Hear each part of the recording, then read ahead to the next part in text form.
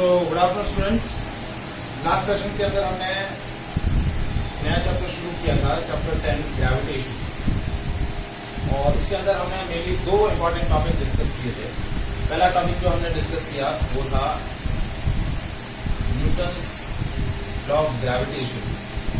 Gravitational force का जो magnitude है और जो डायरेक्शन है वो हम किसके थ्रू देते हैं, न्यूटन्स लॉ ऑफ ग्रेविटेशन। ये दो मटेरियल ऑब्जेक्ट हैं जिनके मासेस हैं m1 और m2, और if they are separated by a finite distance r, तो उनके बीच में ग्रेविटेशनल फोर्स क्या होगा, g m1 m2 by r। So that is the magnitude of gravitational force. और इसी के अंदर हमने स्पेशल केस डिस्कस किया था, force due to gravity. So force due to gravity is a special case of gravitational force. ये है gravitational force, ये ग्रेविटेशनल फोर्स का एक्सप्रेशन है। और फोर्स ड्यू टू ग्रेविटी ये स्पेशल केस है ग्रेविटेशनल फोर्स का। This is a force exerted by the earth on the object placed on its surface और near to the its surface towards its centre. और इसका expression हमने बताया था G capital M small m by r square. This is a force due to gravity.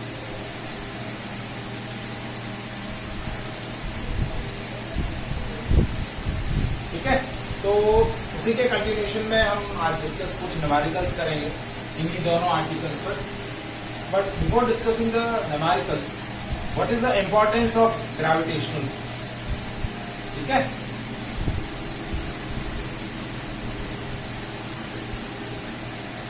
तो मैं पहले भी डिस्कस कर चुका हूं, फिर से आज डिस्कस कर दे रहा हूं। What is the importance of gravitational force. तो ग्रेविटेशनल फोर्स की इंपॉर्टेंस क्या है कि सबसे पहला इंपॉर्टेंस कि the revolution of earth around the sun, the revolution of planet और the planets around the sun is due to this force. देखिए, कोई भी प्लेनेट सन के अराउंड रिवॉल्व कर रहा है तो रिवॉल्यूशन के लिए एक्स्ट्रा फोर्स चाहिए, और वो एक्स्ट्रा फोर्स होता है centripetal force. And that centripetal force comes from gravitational force exist between that planet और सन। उस प्लेनेट और सन के बीच में जो ग्रेविटेशनल फोर्स एग्जिस्ट करेगा वही ग्रेविटेशनल फोर्स आपको क्या देगा, रिक्वायर्ड सेंट्रीपिटल फोर्स देगा। उसी तरीके से सेकेंड एप्लीकेशन क्या होगा, the revolution of moon around the earth. देखिए, मून जो है हमारा नेचुरल सैटेलाइट है। ठीक है, मून जो है वो अर्थ के अराउंड रिवॉल्व कर रहा है। उसका रिवॉल्यूशन किसकी वजह से है, gravitational force exist between moon and earth. जो डिफरेंट सैटेलाइट जो अर्थ से प्रोजेक्ट किए जाते हैं और जो अर्थ के अराउंड रिवॉल्व कर रहे हैं, तो उनका रिवॉल्यूशन भी किसकी वजह से है, ग्रेविटेशनल फोर्स। क्योंकि रिवॉल्यूशन के लिए जो रिक्वायर्ड सेंट्रीपिटल फोर्स चाहिए, so that centripetal force comes from force of attraction between the satellite and the earth. ठीक है, जैसे ये अर्थ है, अर्थ के अराउंड ये एक पर्टिकुलर ऑर्बिट में क्या कर रहा है, ये ऐसे इसके सराउंडिंग रिवॉल्व कर रहा है। तो रिवॉल्यूशन के लिए ये अर्थ और इस ऑब्जेक्ट के बीच में जो फोर्स लग रहा है, ये फोर्स ऑफ अट्रैक्शन ही क्या करेगा, रिक्वायर्ड सेंट्रीपिटल फोर्स क्या करेगा, प्रोवाइड करेगा। उसी तरीके से एक और एप्लीकेशन आपको आपके टेक्स्ट बुक में मिलेगी, जैसे formation of high tide and low tides. जब कंप्लीट मून होता है, ठीक है, जिसको हम नॉर्मली पूर्णिमा बोलते हैं, तो कंप्लीट मून होता है तो सी पर क्या होता है, सी एरिया की तरफ हाई टाइड्स और लो टाइड्स बनते हैं। तो हाई टाइड्स और लो टाइड्स का रीजन क्या होता है, मून और अर्थ के बीच में जो ग्रेविटेशनल पुल लग रहा है वो मैक्सिमम होता है उस कंडीशन, उस टाइम पर। तो उस ग्रेविटेशनल पुल की वजह से वो वाटर को अपनी तरफ पुल करता है, वापस क्या करता है, छोड़ता है, पुल करता है, छोड़ता है। तो इसमें क्या होता है, हाई टाइड्स और लो टाइड्स फॉर्म होते हैं। क्या फॉर्म होते हैं, हाई टाइड्स और लो टाइड्स। तो formation of high tides and low tides at the time of complete moon near to the sea shore. ठीक है, समुद्र किनारे के पास में हाई टाइड्स और लो टाइड्स फॉर्म होते हैं। और पांचवा एप्लीकेशन है ग्रेविटेशनल फोर्स का कि देखिए, हम अर्थ पर जो भी रहता है तो वो अर्थ के ग्रेविटेशनल पुल की वजह से क्या है, बाइंड है। Each and every object is pulled towards the centre of earth. हर एक ऑब्जेक्ट अर्थ के सेंटर की तरफ क्या हो रहा है, पुल हो रहा है। और वो ही पुलिंग फोर्स आपका क्या बोला जाता है, फोर्स ड्यू टू ग्रेविटी। क्या बोला जाता है, force due to gravity. So these are the importance of a gravitational force in our daily life. Is it clear?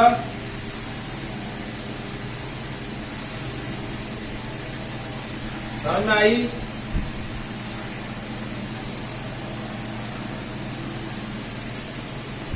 Anyone? किसी को कोई डाउट इस सेक्शन के अंदर?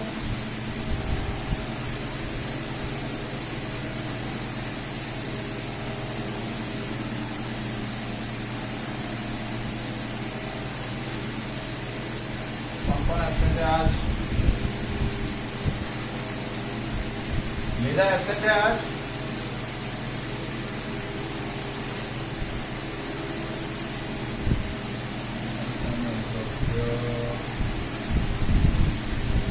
भी एब्सेंट है।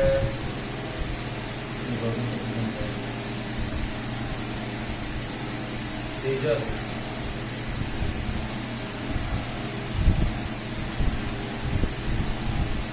एब्सेंट है। और कौन है, कविश है।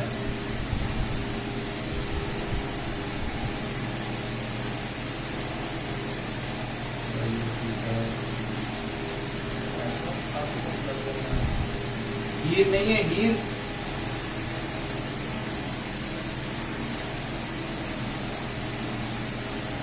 हीर और प्राप्ति दोनों एब्सेंट है आज। क्यों?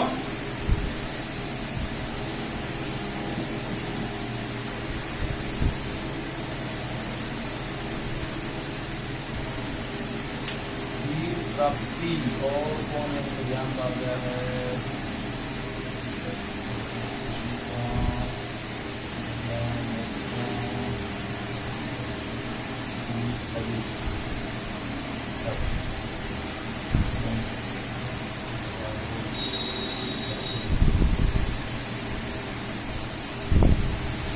अब राशिद कितने दिनों बाद आए हो आज?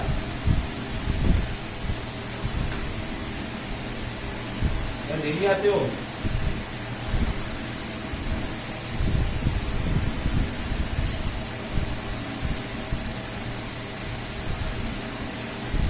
बेटा प्रश्न, आप डेली आते हो या नहीं आते हो? लास्ट क्लास में आए थे? लास्ट क्लास आए थे?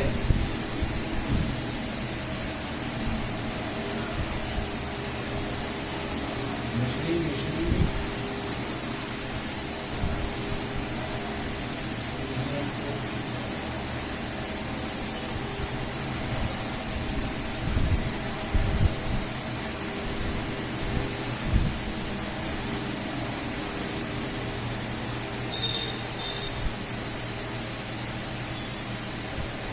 पार्श्व भी नहीं आ रहा है। पार्श्व कहाँ है?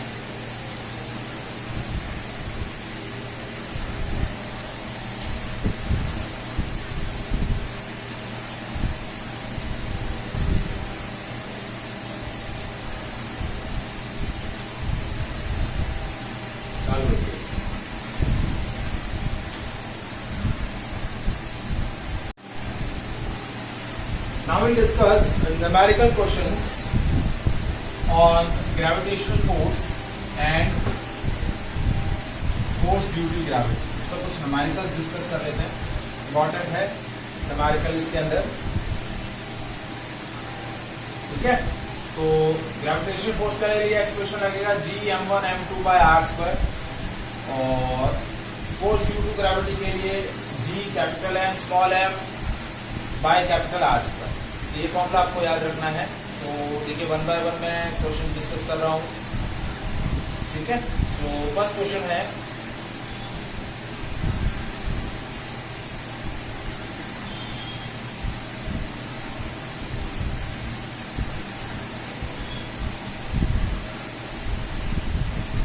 Calculate the gravitation force of attraction between two objects of masses 40 kg and 80 kg separated by a distance of 15 meter. Calculate the gravitational force between two objects separated by of masses 40 kg. M1 है 40 kg, M2 है 80 kg, and the separation between them R is 15 meter. तो gravitational force होता है G capital M small m sorry G M1 M2 by R square. तो M1 की value है 40, M2 की value है 80 और R की वैल्यू है 50 और G है आपका यूनिवर्सल ग्रेविटेशनल कांस्टेंट. इसकी वैल्यू बाय डिफॉल्ट आपको याद रखनी है 6.67 into 10 to the power minus 11 newton into metre square upon kilogram square.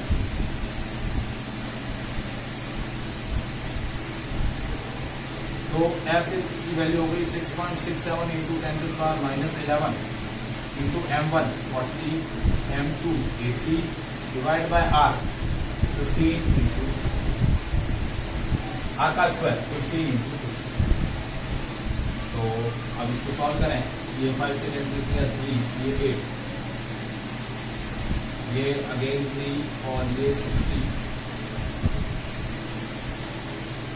ठीक है. तो नाउ 16 8 का कितना होगा 16 into 8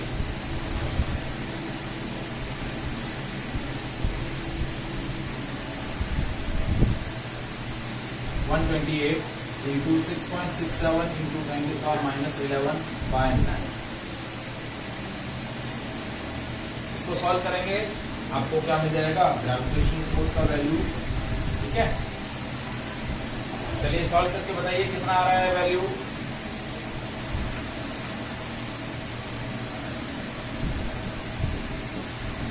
माइनस 11 तो मैंने रख दिया. इस पार्ट को मल्टीप्लाई करके डिवाइड करके बताइए कितना आ रहा है आंसर.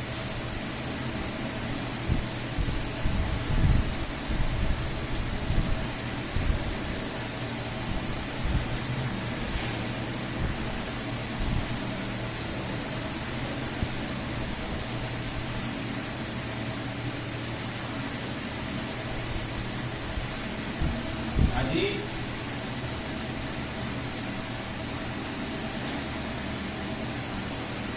94 पॉइंट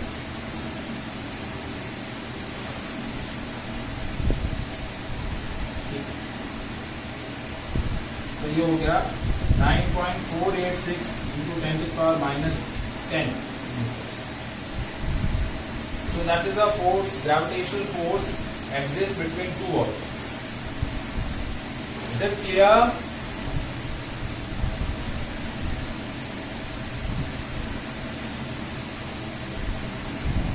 अब बेटा हीर कितनी लेट आए हो.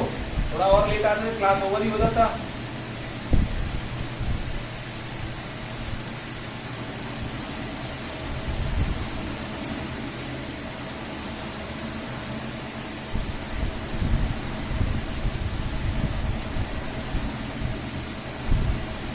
नेक्स्ट क्वेश्चन देखिए. नेक्स्ट क्वेश्चन है the mass of earth is 6 into 10 to the power 24 kg and the mass of moon is 7.4 into 10 to the power 22 kg. If the distance between the earth and moon is 3.84 into 10 to the power 5 kilometer, 3.84 into 10 to the power 5 kilometer, calculate the force exerted by the earth on the moon. Calculate the force exerted by the earth on the moon. देखिए मैं data लिख देता हूं. मास of अर्थ आपको दिया हुआ है 6 into 10 to the power 24 kg. Mass of moon दिया हुआ है 7.4 into 10 to the power 22 kg और इनके बीच का डिस्टेंस दिया हुआ है 3.84 into 10 to the power 5 kilometre. तो अब अर्थ जो है वो मून पर कितना ग्रेविटेशनल पुल लगा रही है वो आपको बताना है. ये आपका मास ऑफ अर्थ है, ये आपका मास ऑफ मून है, ये आपका इन दोनों के बीच का डिस्टेंस। किलोमीटर है तो ऐसा यूनिट मीटर होता है, तो 3.84 इंटू 10⁸ मीटर। अब g की value by default 6.67 into 10⁻⁻11 newton into metre square upon kilogram से बना। अब gravitational pull by the earth on the moon is Gm1 m2 by r square। तो वैल्यू रखी 6.67 into 10⁻11 into m1 6 into 10⁻24 into m2 7.4 into 10⁻22 divided by 3.84 into 10⁸ का square. देखिए calculation रहेगी, बाकी formula simple सा फॉर्मूला है, कैलकुलेशन थोड़ा लंबा होगा, बाकी आपका लॉजिक सिंपल है। तो 6.67 इंटू 10⁻इंटू 6 into 7.4 divided by 3.84 into 3.84 into अब यहाँ 10 की पावर कितनी बची है -11 प्लस 24 प्लस 22 और ये 8 का स्क्वायर है तो 8 की पावर 60 जब ऊपर जाएगा तो -60। तो देखिए 10 की पावर कितनी होगी 24 प्लस 22 ये 6 और ये 46 में से आपकी चली गई 16 गई तो 30 में से 11 गई तो 90। तो यहाँ बच जाएगा इस न्यूमेरिकल पार्ट को सॉल्व करते हैं, यहाँ 10⁻90 न्यूटन। इतना हायर पावरफुल आपका ग्रेविटेशनल पुल है। देखिए पिछला वाला जो क्वेश्चन किया था उसमें दोनों मासेस स्मॉलर थे और बहुत नजदीक थे, तो फोर्स बहुत ही नेग्लिजिबल आ रहा था। यहाँ देखिए ऑब्जेक्ट बहुत ही ज्यादा डिस्टेंस पे है लेकिन उनके मासेस बहुत ज्यादा है, तो फोर्स कितना पावरफुल आ रहा है। अब ये वाला पार्ट मुझे सॉल्व करके बताएं कितना आ रहा है। आई थिंक 20.01 आएगा। 20.01 तो ये आंसर हो जाएगा 2.01 into 10⁻20 Newton. 2.01 into 10⁻20 Newton. That will be the force exerted by the earth on the moon. Is it clear?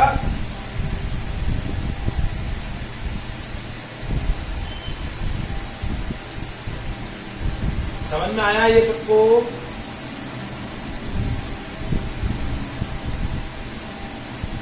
हाँ, किसी को डाउट? राहुल, विश्वी, दिशा,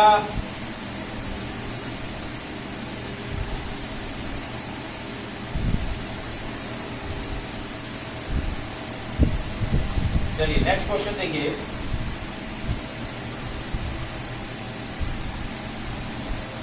नेक्स्ट है, इसी वैरायटी में बता रहा हूं।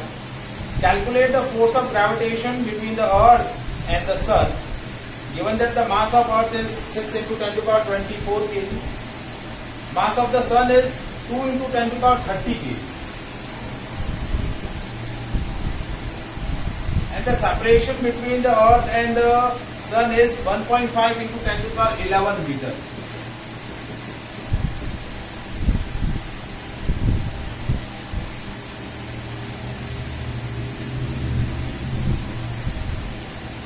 So calculate again the force of gravitation between earth and sun. तो इस बार मून के बजाय सन है, तो वही formula Gm1 m2 by r square। G की वैल्यू है 6.67 इंटू 10⁻11। m1 है mass of earth 6 into 10⁻24। m2 है mass of sun that is 2 into 10⁻30 divided by r square 1.5 into 10⁻11 का स्क्वायर। तो अब इसको सॉल्व करके लिखिए 6.67 into 6 into 2 divided by 1.5 into 1.5 और 10 की पावर -11 प्लस 24 प्लस 30 माइनस 22। तो देखिए 24 और 30 हो गई 54 में से 33 गई तो 1 और 21 10⁻21 और इसको सॉल्व करना है। तो सॉल्व करके बताएं ये पार्ट कितना आ रहा है 6.67 into 12 divide by 2.25 6.67 into 12 divide by 2.25 तो ये आपका फोर्स आ जाएगा न्यूटन में।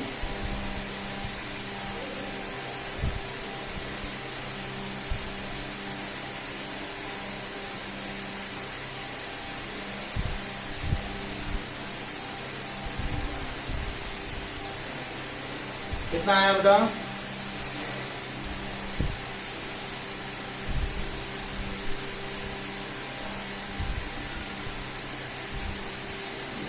कौन कर रहा है, सॉल्व कर रहा है कोई?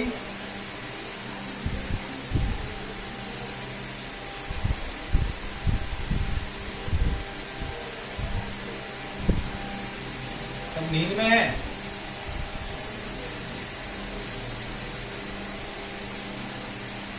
नींद में लग रहा है 6.67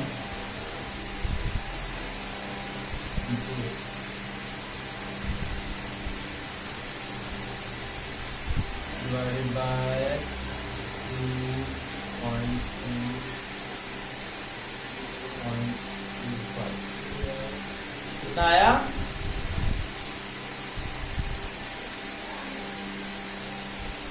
6.67 into 12 divided by 2.25 आंसर आ रहा है 35.57।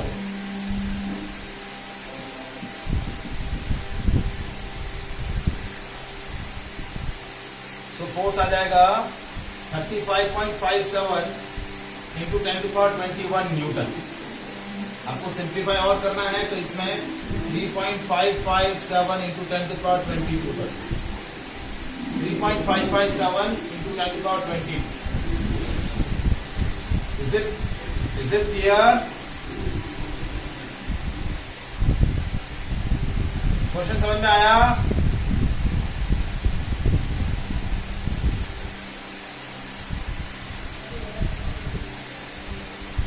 एनीवन? अब देखिए नेक्स्ट क्वेश्चन, इसी वैरायटी में सेम यही वैरायटी है, बस न्यूमेरिकल वैल्यू चेंज है। What is the magnitude of gravitational force between the Earth and the 1 kg object on its surface? Mass of Earth is 6 into 10⁻24 kg and the radius of Earth is 6.4 into 10⁻6 metre. ये last session के अंदर मैं discuss कर चुका हूँ, फिर से बता रहा हूँ। अब आपका दूसरा जो ऑब्जेक्ट है वो 1 kg का है, मास ऑफ ऑब्जेक्ट,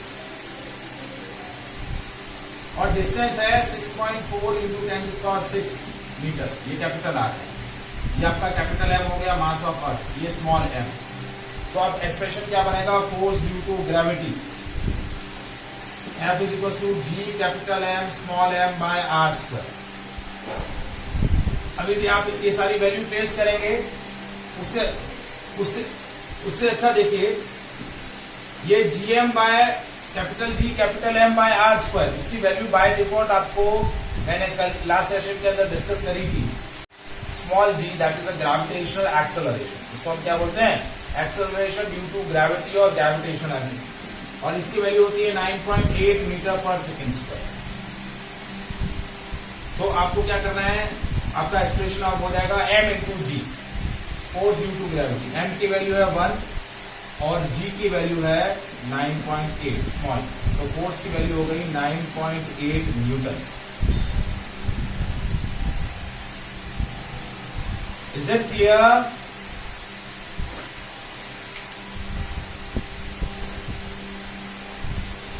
Anyone? किसी को इस पोर्शन के अंदर कोई डाउट हो तो बताया बेटा।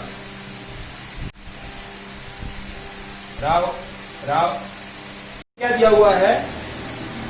How does the magnitude of gravitational force between two objects is change if the distance between them is reduced to half? पहले जो डिस्टेंस थी उससे भी डिस्टेंस में हाफ कर दूं तो ग्रेविटेशनल पुल जो दो ऑब्जेक्ट्स के बीच में एग्जिस्ट कर रहा है वो किस अकॉर्डिंग चेंज होगा? हाँ बेटा,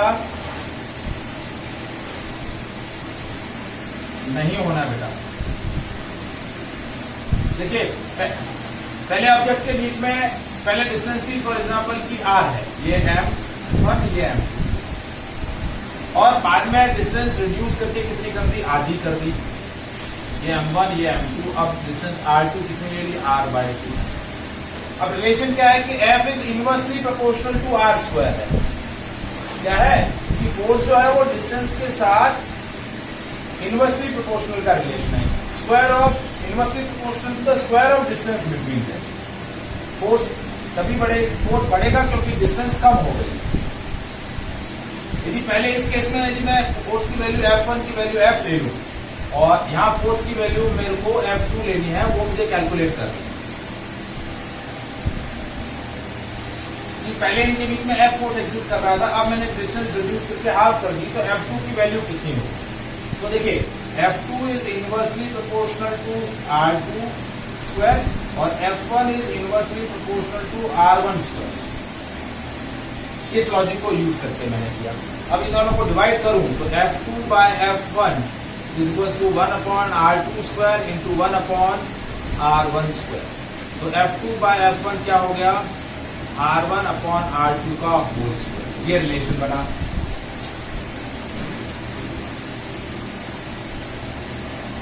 F2 by F1 is equal to R1 upon R2 का होल स्क्वायर। तो अब F2 की जगह तो F2 है, F1 की जगह F रख दिया, R1 की जगह R और R2 की जगह R/2 का होल स्क्वायर। ये R और ये R कैंसिल होगा, ये 2 ऊपर चला जाएगा, तो F2 by F is equal to 4। तो F2 की वैल्यू क्या हो गई, 4F, यानी आपका फोर्स कितना हो गया, 4 टाइम इंक्रीज हो गया। कितना इंक्रीज हो गया, 4 टाइम इंक्रीज हो गया। नाउ इट इज क्लियर, समझ में आया सब लोगों को।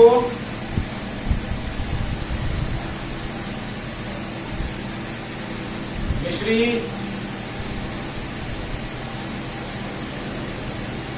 राहुल, प्रशन, वंश, समझ में आ गया। तो इस तरीके से यदि मैं डिस्टेंस और मास को चेंज करूंगा तो फोर्स आपका क्या हो जाएगा, चेंज हो जाएगा। क्या हो जाएगा, चेंज हो जाएगा। तो इस वैरायटी में हम और भी क्वेश्चंस नेक्स्ट सेशन के अंदर डिस्कस करेंगे और डिस्कस करेंगे free falling of an object. जो मैंने इक्वेशंस ऑफ मोशन डिस्कस करी थी ग्रेविटेशनल एक्सेलरेशन के टर्म में, वो एक टॉपिक यहाँ बाकी है, और मास और वेट के अंदर क्या रिलेशन होता है वो बाकी है। तो 2-3 टॉपिक बाकी है, तो 2 सेशन के अंदर आपके कंप्लीट हो जाएगा ये भी chapter. Is it clear?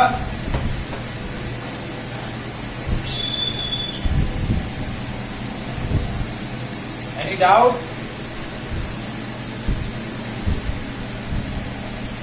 So that is all about the today session. ठीक है, आज आपको एक्सरसाइज के कुछ क्वेश्चंस जो हैं, स्टार्टिंग के 4-5 क्वेश्चंस आप प्रैक्टिस करिएगा। स्टार्टिंग के 6-7 क्वेश्चन आप स्टार्टिंग के प्रैक्टिस कर सकते हैं इस एक्सरसाइज के। ठीक है,